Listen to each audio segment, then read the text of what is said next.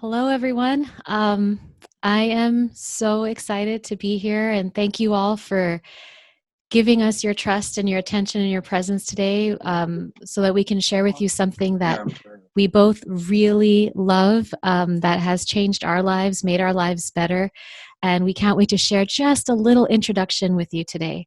My name is Sunaina and Marquez, and I'm a professor at San Diego State. Hi, my name is Matt, and I'm a photographer here in downtown San Diego. And I'm going to actually be going through the presentation with you guys today. And afterward, we'll have some time for Q&A so that you can ask both Matt and I questions about anything that comes up while you're listening to the presentation. Sound good? Okay. Now, this one, right?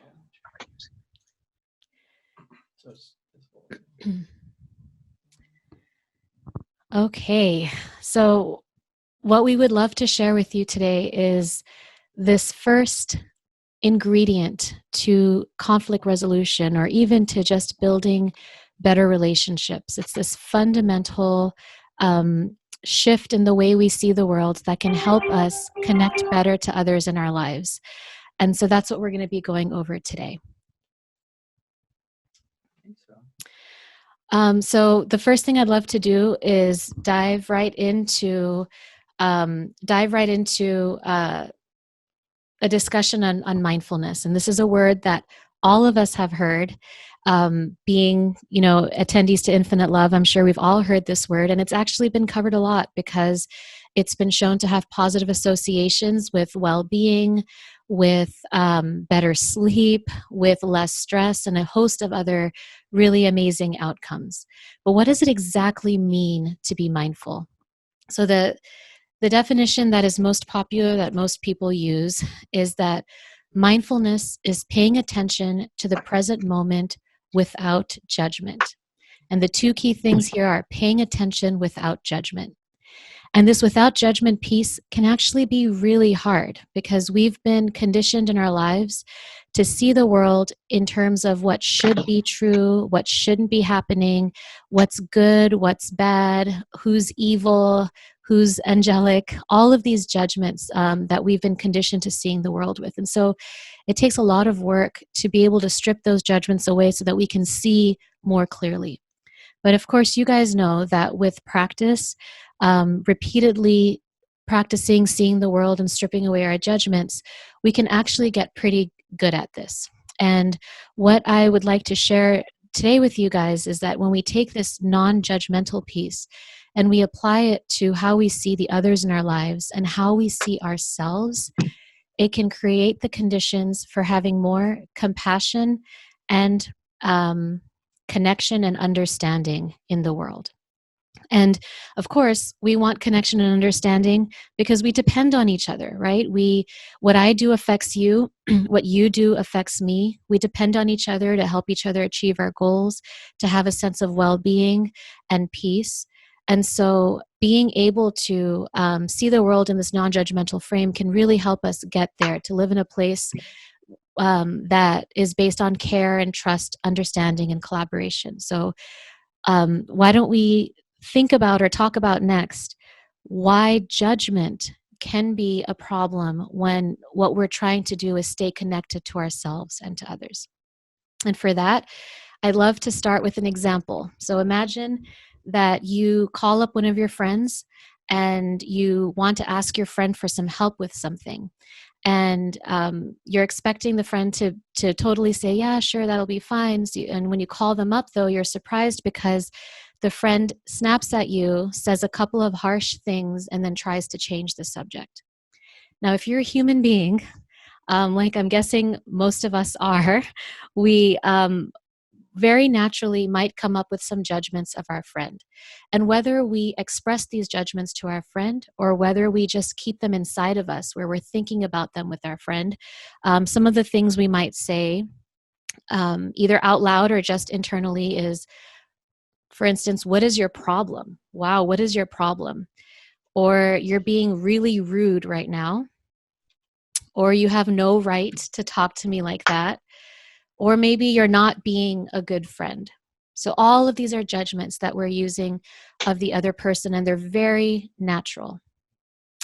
Now, the issue with this is even if we don't say this out loud, within ourselves, we're feeling certain things when we say these judgments. We're feeling distance from our friend. We're feeling like the friend is the other and separate from ourselves.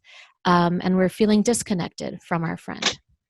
If we actually say this out loud, any of these out loud, what happens is the friend is now going to feel that judgment. And when we feel judgment, we feel threatened. And how do human beings respond to threat? In majorly in three ways. The first way is they decide to fight.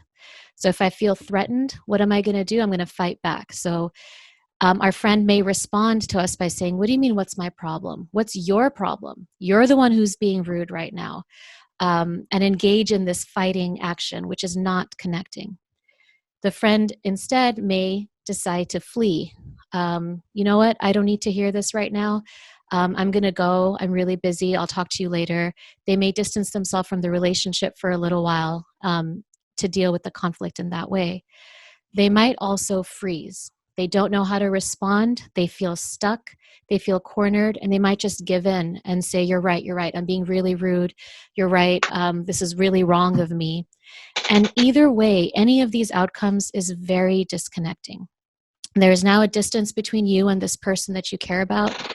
There can be some pain in that distance, and there isn't much compassion, understanding, or connection. So, as I said, this is the way we've been conditioned, right? We are very used to responding by judging others.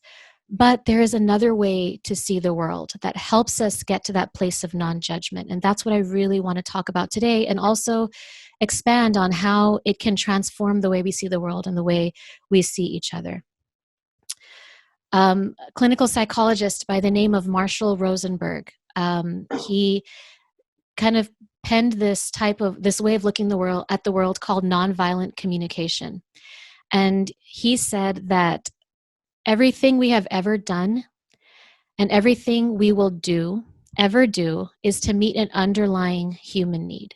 So everything we have ever said or done, everything we will ever do in our lives or ever say in our lives, can be seen as an attempt to meet an underlying human need.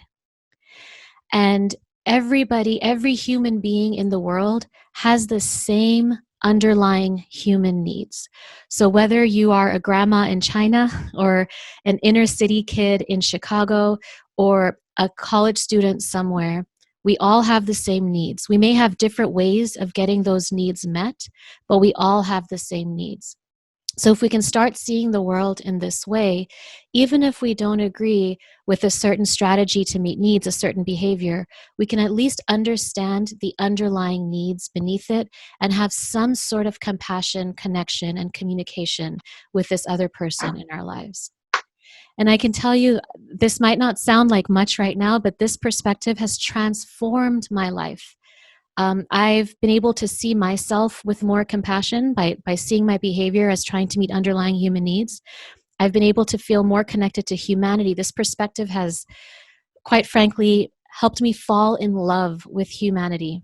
My relationship with Matt, my husband, is more easeful, more connected. With my family, it's more easeful and connected, and so on and so forth. It's really changed my life. And so I really kind of want to dive in a little bit with this idea of everything we do is to meet a human need. So have you guys passed out the handouts yet? And they're ready. Okay, so let's play a little bit with this idea that everything we do is to meet an underlying need, just to flex our muscles a little bit and practice. For you guys, every time you come, oh, by the way, you've got a handout. One side says feelings and one side says needs. So make sure everybody is on the part of the handout that says needs on top of it, needs and values. Okay. So you guys, a lot of you come to Infinite Love regularly, almost every Wednesday. What needs do you think you're trying to meet by coming to Infinite Love every Wednesday? Anybody want to share? You can just say it out loud.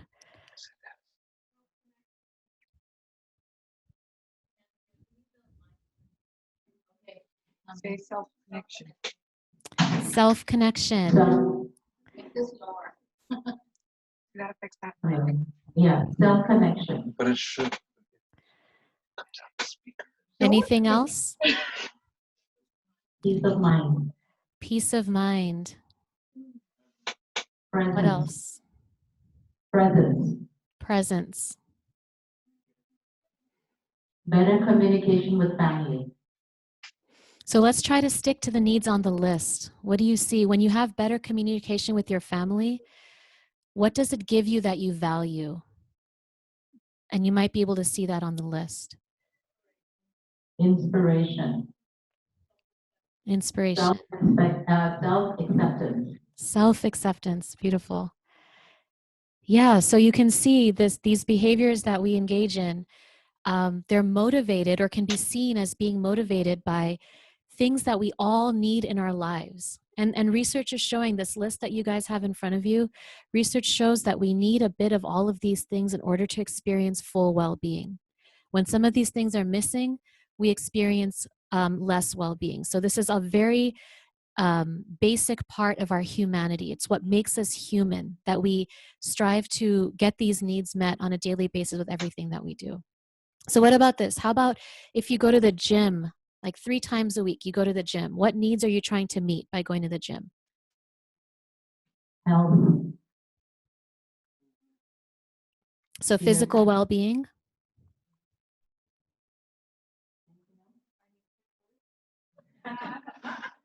Finding cute boys. Cute boys. What would cute boys give you that you value? Maybe some intimacy or appreciation. There's also beauty on there. So maybe you go to the gym to experience some beauty by seeing the cute boys. Anything else? Relaxation. Relaxation. Maybe some progress. You want to see progress in your health. So there's a desire for that. So yeah, again, there are things that we engage in to meet our underlying needs. So those two are easy. Going to the gym, going to infinite love, easy. What about if I said, I decided to punch someone in the face? Somebody was talking to me and I just punched them in the face. What need could I be trying to meet by doing that?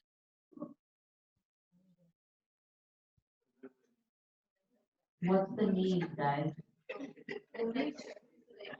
What? Adventure. Adventure. Release. What was that? Release. Relief. Maybe I'm really angry. Release. Okay, so release, relief, similar things. And I just feel a lot of anger and I don't know how to deal with it. And I think that by punching this person, it'll give me that release. Malka says self-care. Self-care. Maybe the person is saying mean things to you. And by punching that person, you're taking care of yourself. Sure. Anything else? To know and be known. Yeah, I want you to know how angry I am. I want you to see how angry I am. I want you to see me, that I matter and I'm important. Sure. Anybody else want to take a guess? Authenticity and choice. Choice. You're not giving me what I want. I want to tell you that I have choice in my life. And so my way of doing that is punching you. So you can see that we might not agree with the strategy being used. We might not agree that we should punch people in the face. But if we look a little deeper, at least we can understand, I know what it feels like to want relief. I know what it feels like to want self-care, to be seen, to be known. And so I can see where this person is coming from, even if I don't necessarily agree with the methods they're using to get their needs met. So that's the whole idea with needs and values. And then the other thing Marshall pointed out to us is that we have these inbuilt indicators in our bodies that tell us when our needs are being met or not met. Can anybody guess what that is? What tells us when a need is being met or not met? Sensation, pain. Sensation, pain, feelings, right? Feeling. Anytime we feel something, that's the other part of this, that everything we do is to meet an underlying need. And also, When our needs are not met, we feel certain unpleasant feelings. And when our needs are met, we feel certain pleasant feelings. So every time we have a feeling, we can learn to tune in and say, what's going on here? What is my body trying to tell me about which of my needs are being met or not in this moment? So if you flip over the page, on the other side, it has a list of feelings associated with needs being met and associated with needs not being met.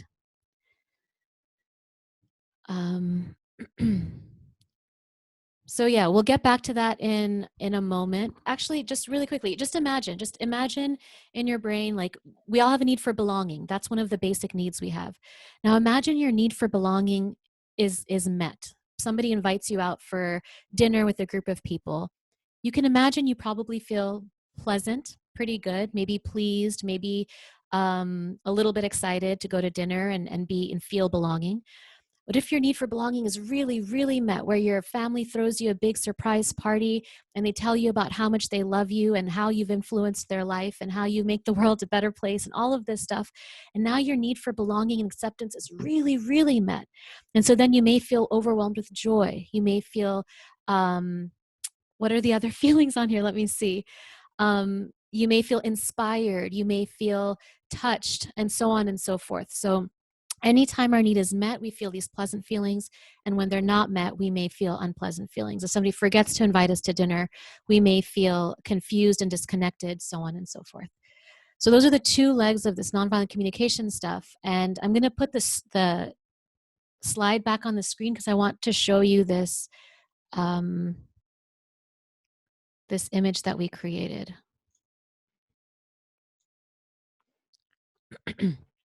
In our lives, we are used to living from the neck up. If you look at this diagram that we have, in this land of our analysis and our diagnosis and our judgments, we think about what's right and wrong, what's good and bad, what we should and shouldn't do. That's where we're used to living. Beneath the surface, though, if we go beneath the surface, we learn that all of these judgments, everything we do in our life, all the decisions we make are driven by our feelings and needs. And so if we can go below the surface and start thinking in these terms, this is the space that can allow for more connection and understanding. And we're going to practice that together today. But just take a look at this diagram. You'll notice that the feelings, the hearts, are connected to the underlying needs. So every time a need is fulfilled, you feel something in your heart. Every time a need is unfulfilled, you feel something in your heart. So feelings and needs are really connected with each other. Stop me anytime if you want to add anything. Okay. So we can go back to our example that we started off with, where I asked my friend for help and my friend snapped at me. And I felt all of these negative things. And I had these judgments of her being really rude and her not having a right to talk to me that way, so on and so forth. Instead of staying with those judgments, let's practice thinking about feelings and needs. So we can turn to the feelings side of our handout, and we can imagine if we've gone to a friend asking for help and they snap and say some harsh things that are hard to hear, what feelings might come up for us while we're on the phone with our friend. And I'm not going to poll the audience. You guys can think to yourself, what are some of those feelings on that list that come up? I'm going to say, for instance, I might feel really surprised. I wasn't expecting that response. I might feel hurt. I might feel sad. And I might feel angry. These are all feelings that might be going on inside of me. So I can take a moment to notice that, mindfully notice with non-judgment, these are the feelings I feel in my body.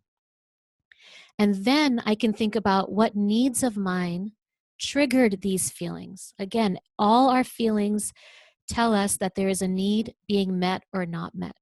So in this case, I can have some curiosity. What needs were underneath these feelings that arose for me?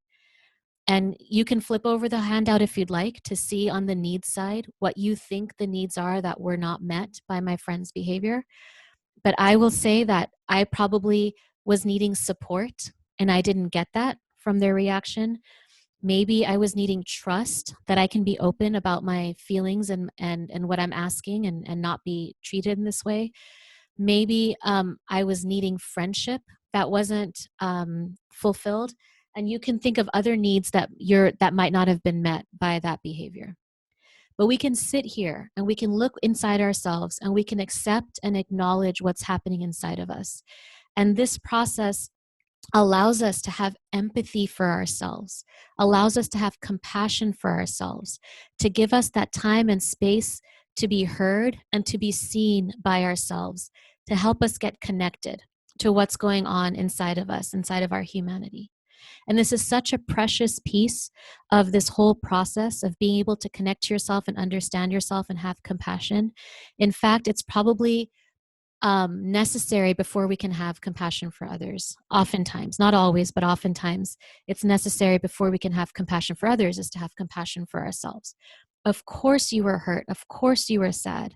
You were just wanting some support from somebody that you trusted. You didn't get it, and of course, that would cause these feelings. So having that balm that you can put on yourself to hear yourself. The other thing this process does is it helps move us away from blame. We are so used to blaming other people for our feelings, saying, you acted this way, and because of that, I am mad. You made me mad. You made me sad. You hurt me by what you did. We're blaming the other person. But when we connect to our underlying needs, and this is a little bit kind of deep, but when we connect to our underlying needs, we realize that others might be the stimulus for our feelings, but they are not the cause of our feelings. The things that happen in the world, the people and what they do, are never the cause of our feelings. Our needs are the cause of our feelings. My need for support, trust, and friendship, that's why I had these negative feelings, because they weren't met. So we're starting to take ownership of our feelings rather than pointing outward and blaming others, which can, quite frankly, be a protective mechanism where we're trying to move the attention away from ourselves and talk about someone else. Instead, we're really embracing the pain inside of us and saying, oh, I really have these needs for support, trust, and friendship that weren't met. So others are never the cause of our feelings. Our needs are the cause of our feelings. All right, so after we empathize with our own feelings and needs, we can now think about, hopefully get curious about our friends' feelings and needs. Again, instead of judging them, we can start feeling curious to see them with mindfulness and non-judgment, to see what was happening beneath the surface. So we can maybe start being curious about our friend and saying, what were they feeling when they snapped at me? What could they have been feeling when they snapped at me? And you can think to yourself by turning to the feeling side of the sheet, but I'll share the ones that I came up with. I wonder if she was feeling overwhelmed. I wonder if she was feeling tired. I wonder if she was feeling tense and worried. And I'm never going to know what she was feeling unless I ask her, but I can still wonder and come from a place of curiosity. Another facet of mindfulness, curiosity. And then I can ask myself, what do I think that she was needing? And I can turn the sheet over again and look at the needs side. Again, all of our feelings are driven by underlying needs. So what could she be needing? Maybe she was needing some rest. Maybe she hasn't had rest in a while. Maybe she was needing more ease in her life. Maybe it was a tough day and it was just really difficult to get through and she was wanting more ease. Maybe she needed more support. She was needing support in her life and she wasn't getting it. And all of these things made her feel overwhelmed, tired, and tense. And that's what caused her to snap at me. Now, the power of doing this is that it helps us take things less personally.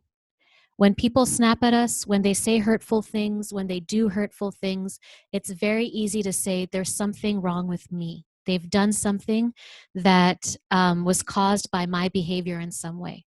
When we acknowledge that her reaction was due wholly and so completely to her needs and her wanting her needs to be met but not getting them met, I realize it has nothing to do with me and everything to do with what's happening inside of her. So I can have some distance from that and not take things personally. This has actually really helped me in my relationships. I used to take things personally all the time, and now I realize it's what's happening inside of those people, and I don't have to internalize it.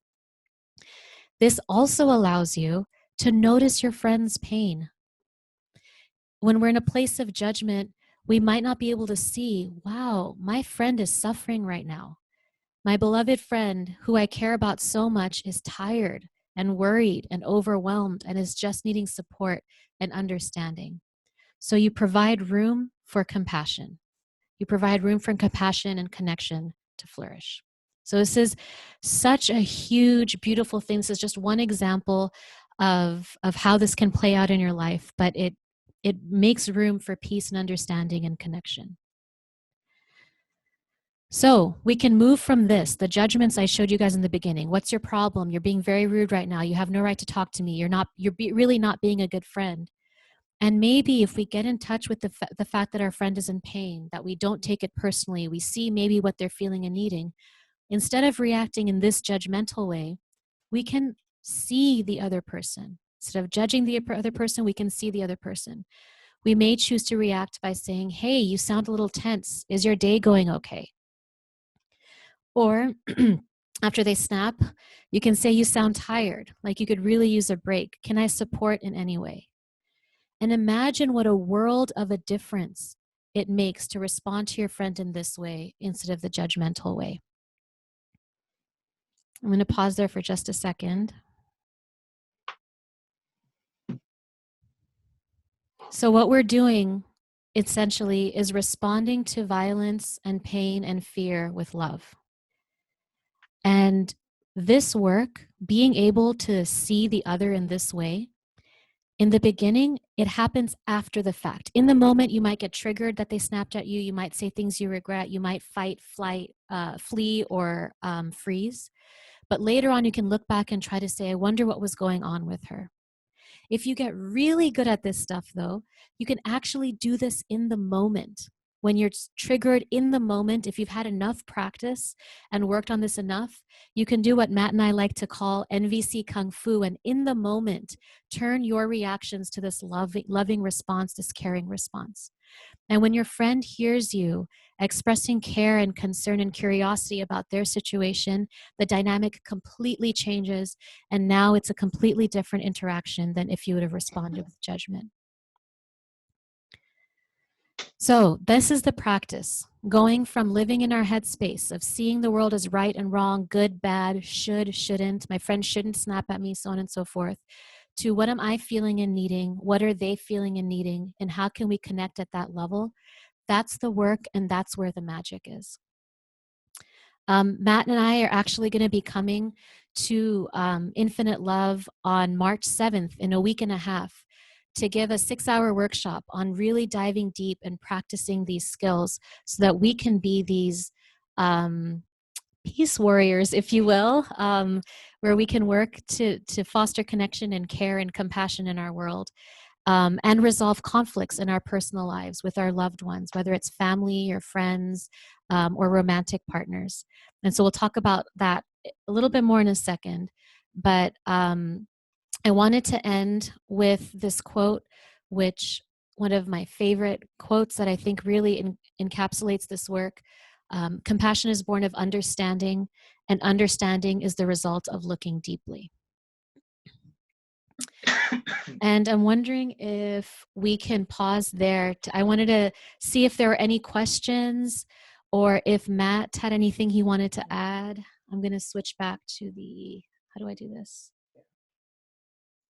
And then, actually, just do the return meeting. And stop share. Okay. All right.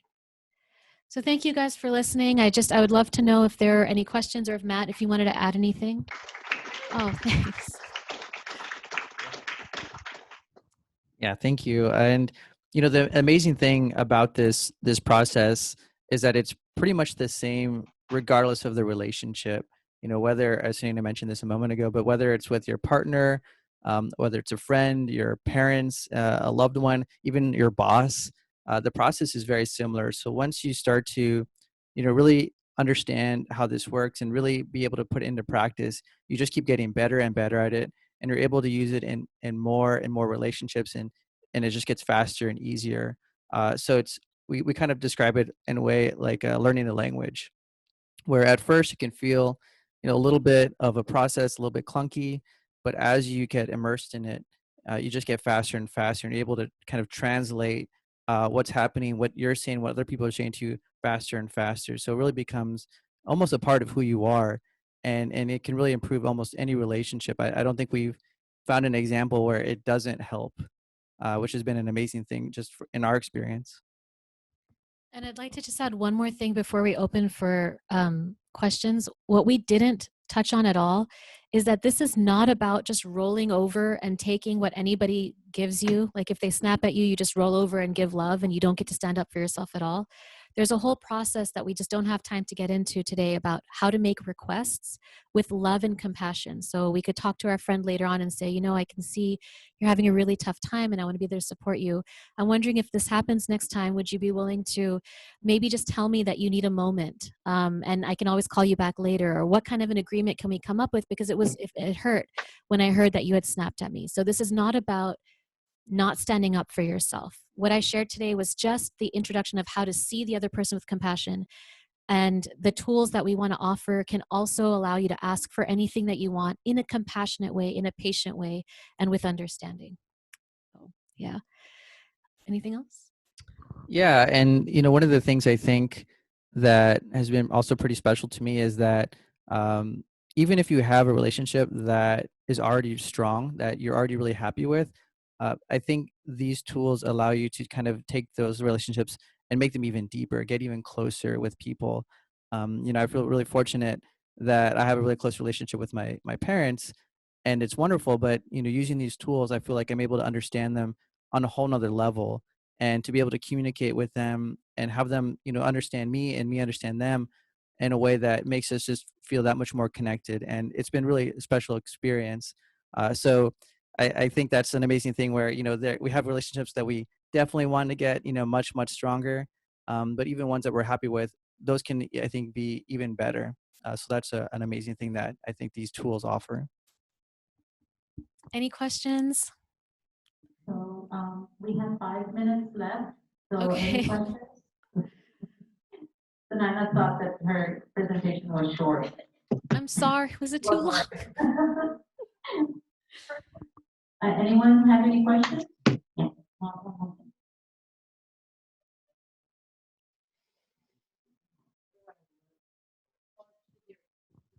Okay, so my question is, I think that this is geared for people who are dealing with others and reacting with a violent world towards them. And my question is more like, I tend to lash out to others in my life.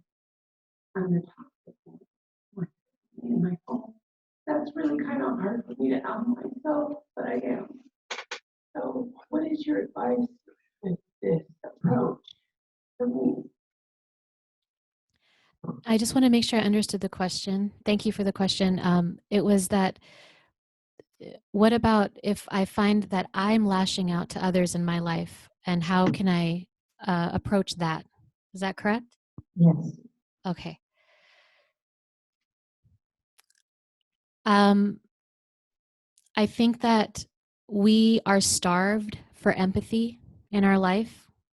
We don't live in a world in which we normally regularly get it. When we go to people with our problems, we oftentimes get advice or judgment, or um, there's certain empathy that's lacking in this world, where people are really hearing us and feeling our pain and helping us navigate that pain. And as we said, everything that we do, I believe everything we do is to meet an underlying need. And if you find yourself reacting to people in your life in a way that you don't enjoy, um, my guess is that there's a lot of pain inside that hasn't been heard yet. Um, and we could definitely have a conversation about this. I know for me, when I'm lashing out at people in my life, it's because I am tired. I don't feel heard. I don't feel supported. I feel resentful because I'm doing things maybe that I think I need to do, that I have to do out of obligation. That's another part of this work, is everything we do is a choice. And how do we get to a place in our lives where we can truly feel that? So short answer is, it's so beautiful that you care about this and want a way to improve the way you respond to people in a way that's aligned with how you want to be. And for me, if there's lashing out happening, it's a sign of pain inside and just a desire to want to be heard and held and supported and cared for. Yeah, I would think that that's what's needed, is a lot of self-empathy, self-compassion, and time to commit to yourself and take care of yourself. Yeah, and just quickly to add on to that is, a lot of these exercises are to understand yourself too. And once you start understanding your own feelings and needs, you're able to take ownership of them and really understand, like Cindy was saying, the choices that are available to you, because there's so many more choices than I think than we often realize.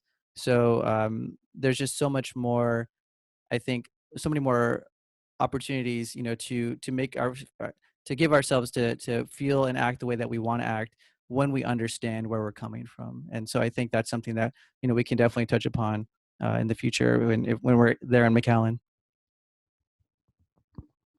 Any more questions? We have time for one more. No? Right. What are you a professor in? I teach consumer behavior, which is basically psychology, kind of couched inside the business school. And my students have a love-hate relationship with the fact that I bring in